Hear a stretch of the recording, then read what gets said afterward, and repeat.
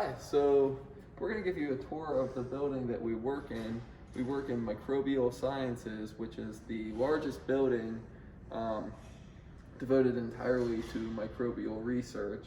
So if we come out and pan over here, we can see we have a nice large atrium with study space and lots of office space that you can take and use as conference rooms, which is really nice if you're doing any virtual meetings. You can reserve some of the office space.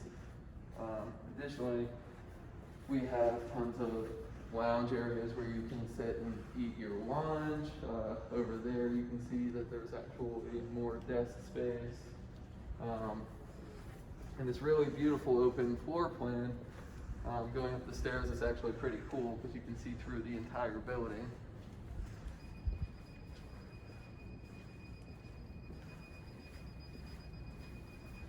Now we are going to take you through our lab space.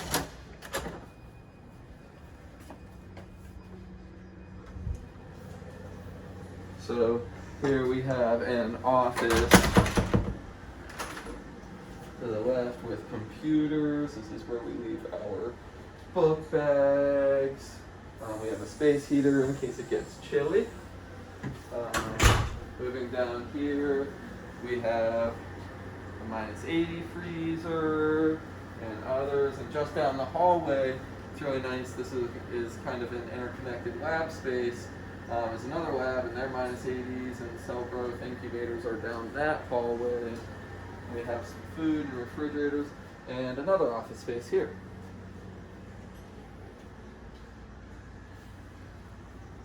So now moving into the lab, we have our lab technician Ty, who's doing science, as you do in the lab. Hi.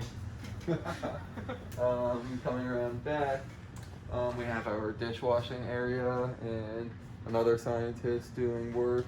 And if you look here, we have multiple incubators at different temperatures for growing bacteria.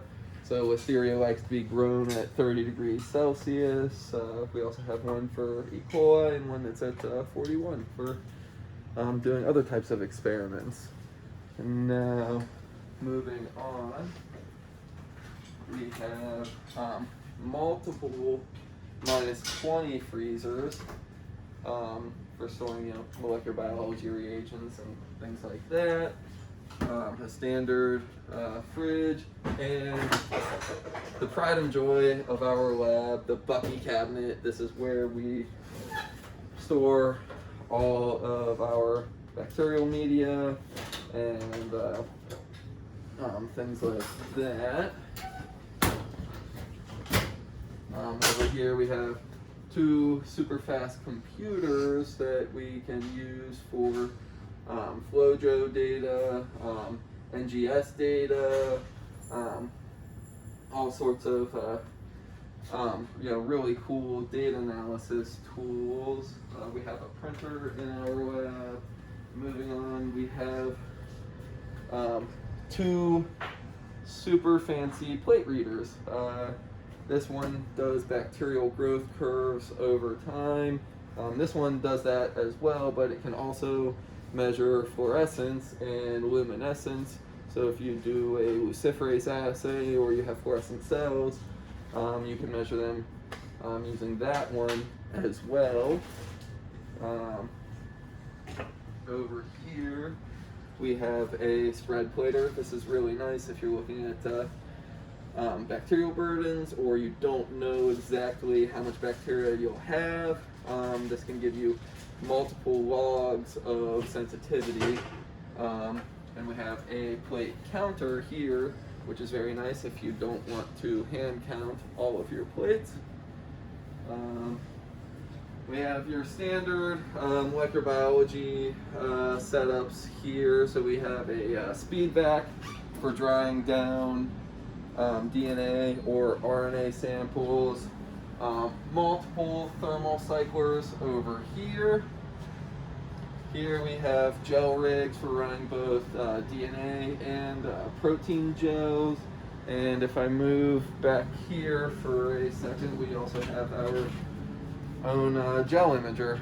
station here. So all of this is in-house. We also have a Lycor, fluorescent and chemiluminescent imager that is just on the 3rd floor below us. That is a shared resource. And just across the hall, we actually have a flow cytometer that we can use at no cost. So even within this building, we have a ton of resources, at our fingertips, which makes it really nice so we don't have to travel across campus.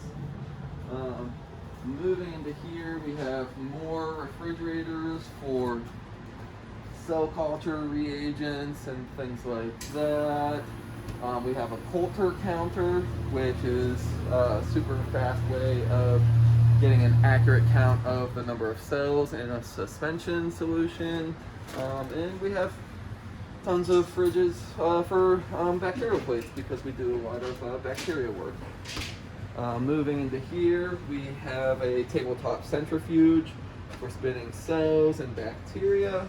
And coming into here, we have our tissue culture room, where we have 2 tissue culture hoods and 2 tissue culture incubators, where we can do all of our cell culture work.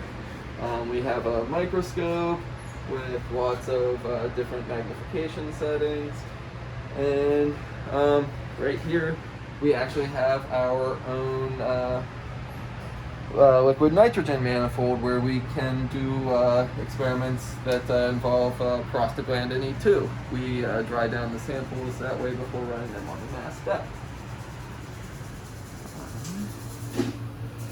And if we can zoom out and give you kind of a broad view of the lab, our lab is organized into different bays, and there are 2 people per side of the bay, and it's a really nice open setting, which makes it great because if you have questions, you can ask others in the lab pretty easily, and they're always happy to help.